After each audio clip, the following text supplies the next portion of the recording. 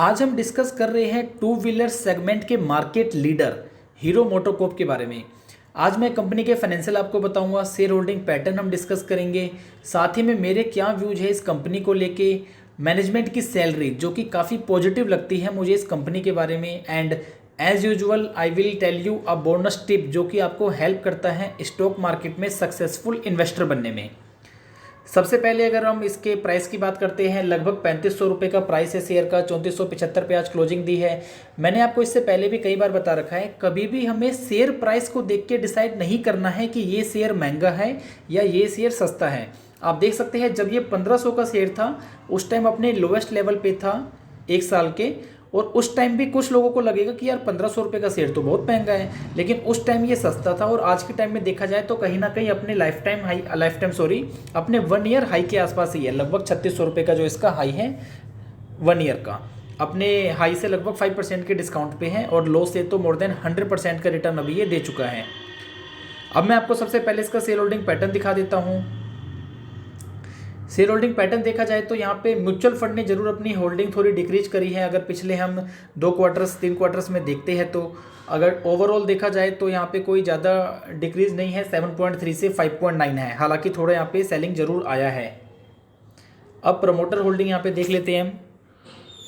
Promoter holding देखा जाए तो लगभग कॉन्स्टेंट है, कोई भी फेरबदल नहीं है, लेकिन हम ध्यान से देखेंगे तो हमें यहाँ पे एक फेरबदल देखने को मिलता है।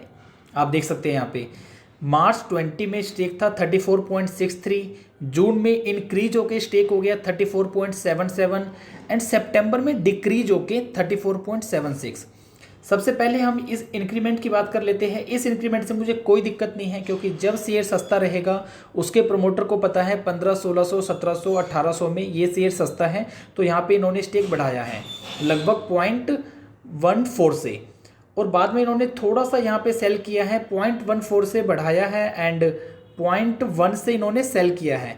तो इसमें कोई ऐसा नहीं है कि इन्होंने मुनाफा कमा लिया है। यहाँ पे अगर इनको मुनाफा ही कमाना होता तो 0.14 या तो पूरे सेल कर देते तो मेरे को नेगेटिव लगता, अगर 0.14 सेल ना करके और ज़्यादा कर देते तो भी मेरे को नेगेटिव लगता कि उनको कहीं ना कहीं डर है। लेकिन उन्होंने केवल 0.01 सेल किया है, जिससे मुझे कोई आपत्ति नहीं है। इससे पहले मैंने आपको एक शेयर में बता रखा है अमर राजा बैटरी, जिसके प्रमोटर काफ़ी यहाँ पे सैलरी ले रहे हैं। मुझे सडनली अभी ध्यान आ गया, इसलिए मैं आपको ऊपर आई बटन पे लिंक दे दूंगा। प्रमोटर की जो सैलरी है वो मोर देन कंपनीज एक्ट की जो सीलिंग है उससे ज़्यादा है। अगर आपने वो वीडियो नहीं देखा हो तो वहाँ पे आप वो वीडियो देख सकते हैं। इसके बाद हम बात करते हैं इसके फाइनेंशियल्स की।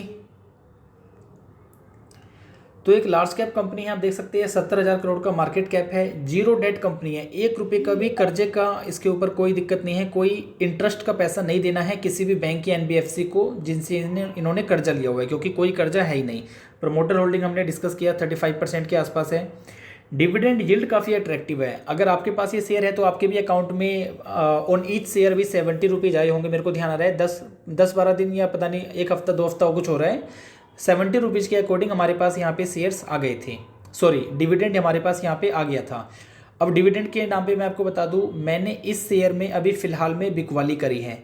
ठहरिए, बिकवाली का कोई भी ये रीज़न नहीं है कि अभी शेयर ज़्यादा बढ़ गया है आगे नहीं बढ़ेगा। बिकवाली के लिए मैं आपको बता चुका हूँ कि मैं अपने पोर्टफोलियो का अप्रोक्स 80% अभी सेल कर रहा हूँ, क्योंकि मुझे कैपिटल की रिक्वायरमेंट है। हालांकि आज ये शेयर 4% चढ़ा हुआ था, और पिछले 2 दिनों में देखा जाए तो लगभग 6-7% शेयर बढ़ गया है, एंड अपने पास डिविडेंड भी आ गया। डिविडेंड तो मुझे याद आता है ये शेयर भर के ही देता है, 2% का डिविडेंड यील्ड है और 3000 के प्राइस का है, तो 60-70 रुपये डिविडेंड हर साल हमारे पास आएगा ही आएगा। तो डिविडेंड के तरीके से भी ये मेरे को शेयर काफ़ी अच्छा लगता है। बुक वैल्यू देखा जाए तो 700 रुपये का बुक वैल्यू है। इसके बाद अगर हम 5 ईयर्स का इसका चार्ट देखते हैं तो कोई भी पैसा बना के इसने नहीं दिया है पिछले 5 सालों में। 5 साल पहले भी लगभग 3,2800 का प्राइस था, आज भी लगभग 3400 का है। केवल 10-12-15% का इंक्रीमेंट दिया है, उतना तो एफडी में भी आ जाता है। लेकिन मैं आपको बता दूं, अगर हम ऑटो सेक्टर की बात करते हैं तो पिछले 3-4 या 5 सालों में इसने कोई पैसा बना के नहीं दिया है, बहुत ही नॉमिनल सा पैसा 2-3-5-10% ही बना के दिया है। बजाज ऑटो मुझे ध्यान आता है, इससे थोड़े से बेटर रिटर्न है उसके। अब मैं आपको एक बोनस टिप यहाँ पे अभी बता दूँ मिड ऑफ द वीडियो, कि कभी भी हम शेयर मार्केट में कोई शेयर लेते हैं तो उसके हमें टॉप के 2 प्लेयरों को लेना चाहिए, ऐसा मेरा मानना है। टॉप के 2 प्लेयर्स मीन्स अगर ऑटो इंडस्ट्री की बात करें तो इसके टॉप के 2 प्लेयर मेरे को नज़र में आता है Bajaj auto and hero MotoCorp. Bajaj auto क्योंकि मैं समझता हूँ, मैं देखता हूँ, मैं बाइक भी चलाता हूँ, अभी नहीं चलाता हूँ, पहले मेरे पास पल्सर था वहाँ पे, तो वो बजाज की बाइक मैं यूज़ कर रहा था। हीरो मैंने पहले यूज़ कर रखा है, लेकिन हीरो का मार्केट शेयर है वो भी मैं आपको भी दिखा दूंगा। आइसर मोटर बुलेट अच्छी गाड़ी है, रॉयल एनफील्ड का अपना मार्केट शेयर है, उनके अपने टारगेट कस्टमर है। लेकिन मेरा मानना है हर एक इंडस्ट्री के मार्केट लीडर आपके पास होने चाहिए, एटलीस्ट 2 to 3। ऑटो इंडस्ट्री की बात करें तो बजाज और हीरो दोनों ही मेरे को अच्छे लगते हैं। अगर मैं दोनों का कंपैरिजन भी आपको बताता हूँ यहाँ पे, तो आप देख सकते हैं प्राइस टू बुक वैल्यू और पी रेशियो दोनों ही लगभग बराबर है। 5 का प्राइस टू बुक वैल्यू है, पी रेशियो भी दोनों का 25 है। जब हमें समझ में ना आए कि बजाज में होल्डिंग ले या हीरो मोटोकॉर्प के शेयर खरीदे, तो हमें दोनों शेयर ले लेने चाहिए। मैंने बहुत पहले ही एक बार देखा था जब यहाँ पे रिलायंस का मार्केट कैप 8-9 लाख करोड़ के आसपास था, मेरे ख्याल से आई थिंक 1.5-2 साल पुरानी बात होगी। उस टाइम टीसीएस उनसे आगे चल रहा था, 8-9 लाख करोड़ से ज़्यादा का कैप था टीसीएस का, यानी टीसीएस नंबर 1 था in terms of market capitalisation.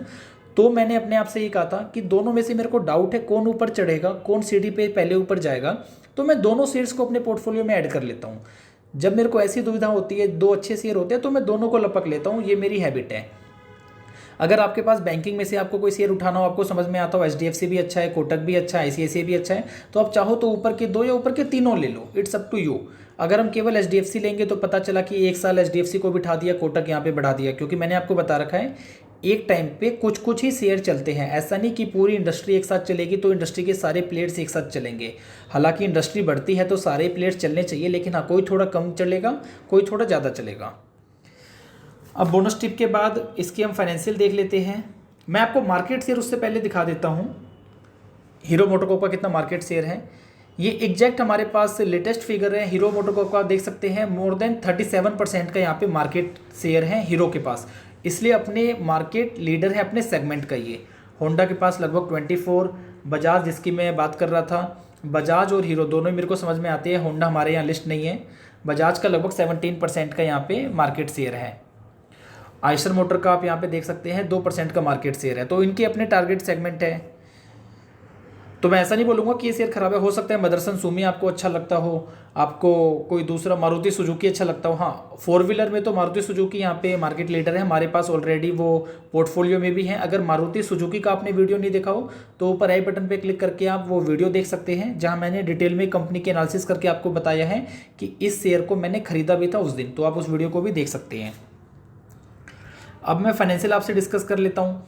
मैंने आपको बता रखा है वीडियो जरूर मेरी 10 मिनट या 12 मिनट की हो सकती है, लेकिन आप पूरी वीडियो देखेंगे तो उसमें आपको डिटेल में A to Z कंपनी के बारे में मैं बताता हूँ।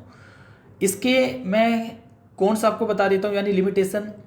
कंपनी की अगर प्रॉफिट ग्रोथ की बात करें तो 2.4% का प्रॉफिट ग्रोथ है यहाँ पे पास 3 ईयर्स का। रेवेन्यू देखा जाए तो कोई भी रेवेन्यू इंक्रीज नहीं हुआ है पिछले 3 सालों में, अभी हम डिटेल में देख भी लेते हैं। और वहीं पे अगर इसके पॉजिटिव यानी इसके स्ट्रेंथ की बात करें तो आरओई काफ़ी अट्रैक्टिव है, लगभग 30 का।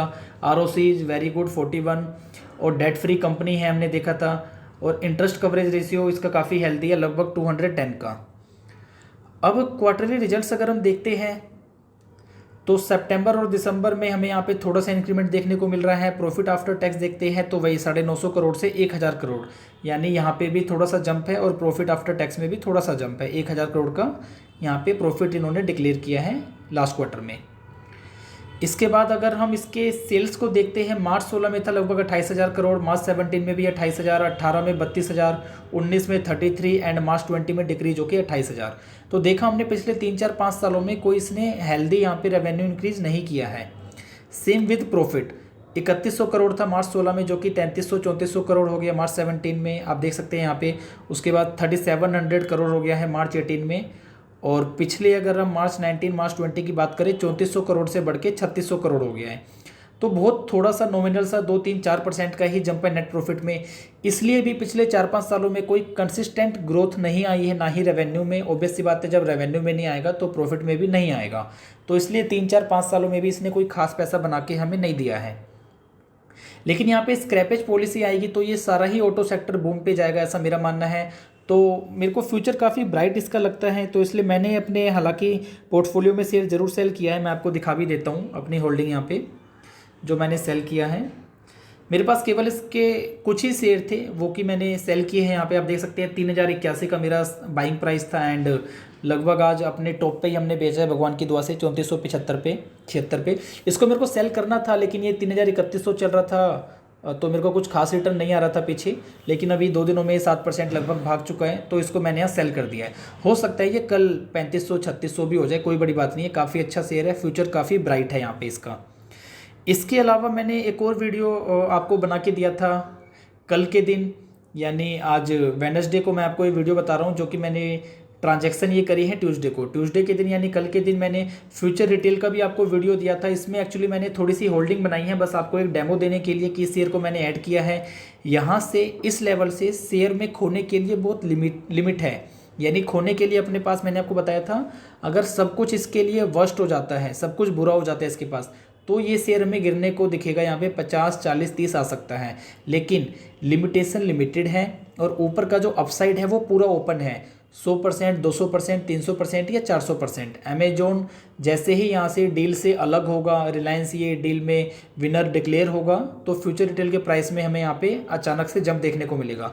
अगर फ्यूचर रिटेल का आपने वीडियो नहीं देखा मेरा कल वाला तो यहाँ पे आप क्लिक करके उस वीडियो को देख सकते हैं जहाँ पे डिटेल में मैंने फ्यूचर रिटेल के बारे में बताया है। ये मेरे पोर्टफोलियो में है, एज अ डिस्क्लोजर मैं आपको बता दूँ।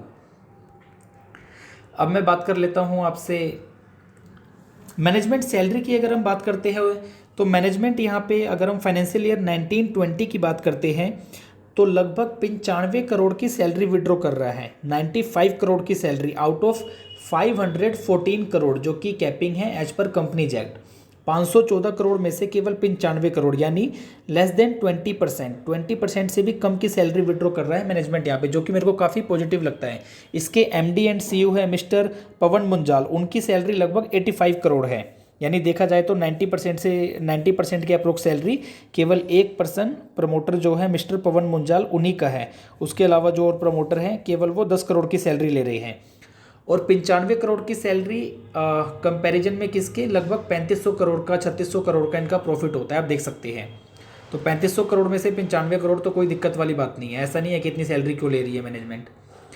अगर बैलेंस शीट की बात करें तो काफ़ी मुझे पॉजिटिव लगता है। लगभग 20,000 करोड़ का साइज है बैलेंस शीट का यहाँ पे, जिसमें से मोर देन 70% की कंपनी के पास रिजर्व है, 14,000 करोड़ के रिजर्व है। और अगर हम इसका करंट लायबिलिटी देखते हैं लगभग 4,000 करोड़ की करंट लायबिलिटी है। उसके बदले करंट असेट कंपनी के पास रखा हुआ है मोर देन 2 मल्टीपल, देख सकते हैं आप 8,300 करोड़ के आसपास। तो बैलेंस शीट भी मुझे काफ़ी पॉजिटिव लगता है इस कंपनी के बारे में। मैं आपको बता दूं यहाँ पे एक चीज़ कि शेयर मार्केट में इन्वेस्ट करने से पहले शेयर मार्केट को समझना ज़रूरी है।